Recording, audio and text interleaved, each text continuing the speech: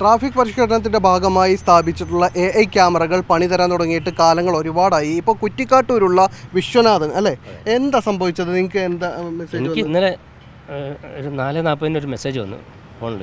അപ്പോൾ ഞാനത് അക്ഷയെ കൊണ്ട് പ്രിൻ്റ് എടുത്ത് നോക്കുമ്പോൾ അങ്ങനെ ഫൈൻ അടിക്കേണ്ടതാണ്, ക്യാമറയിൽ പറഞ്ഞ ഫൈൻ അടിക്കേണ്ട ഇതാണ് വന്നത്.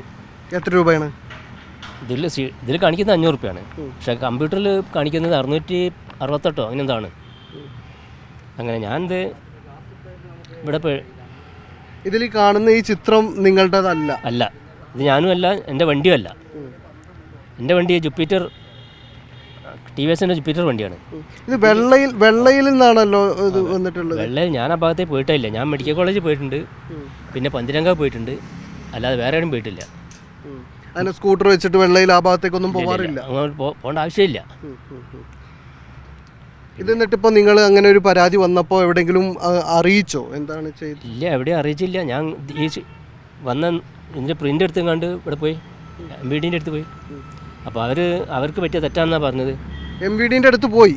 അപ്പോൾ MVD പറഞ്ഞു ഇത് ഞങ്ങൾക്ക് അബദ്ധം പറ്റിയതാണ്. അബദ്ധം പറ്റിയെന്ന് ഒരു ക്യാമറ ഞാൻ കണ്ട് 4809 പോകേണ്ട മെസ്സേജാണ്. അത് എനിക്ക് 49 അല്ല 5809 പോകേണ്ട മെസ്സേജ് 5909 വന്നത്.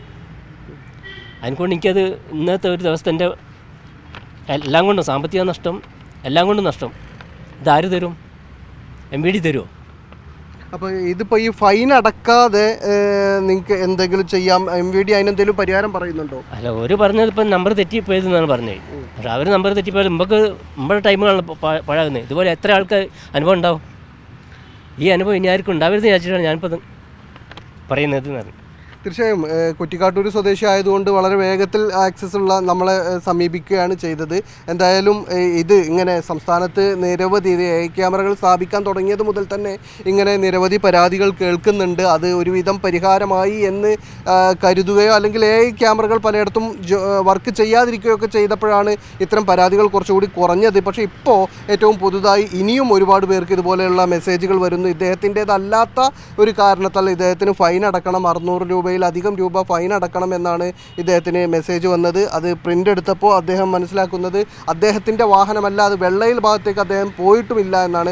MVDയെ സമീപിച്ചപ്പോൾ അവർ തങ്ങളുടേതല്ല, ഇത് നിങ്ങൾക്ക് അയക്കേണ്ട മെസ്സേജ് അല്ല, മറ്റൊരാൾക്ക് അയക്കേണ്ടത് മാറിപ്പോയതാണ് എന്ന് വാക്കാൽ പറയുകയാണ് ചെയ്തത്. പക്ഷേ ഇപ്പോഴും അതിനെന്ത് പരിഹാരം എന്ന കാര്യത്തിൽ വ്യക്തത ഇല്ല. അത് അങ്ങനെ തന്നെ തുടരുകയാണ്. ക്യാമറ പേഴ്സൺ ഷബീർ കല്ലിലിനൊപ്പം T. അനീസ് അലി, മീഡിയ 1 കോഴിക്കോട്.